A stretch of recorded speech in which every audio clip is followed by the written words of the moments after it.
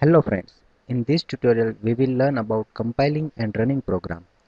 To compile and run in the Visual Studio, we have menu debug. Go to debug menu and select start without debugging. It will run the program directly. We can also run from the command prompt, which is a console window. Console, we need a .NET framework.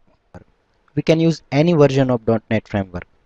First, go to your path where your file is located and then write your full path from .NET Framework. Then type csc.exe space your program name .cs. It will compile your program and it generates exe file of your program in your folder. After that, type program.exe. It will run your program.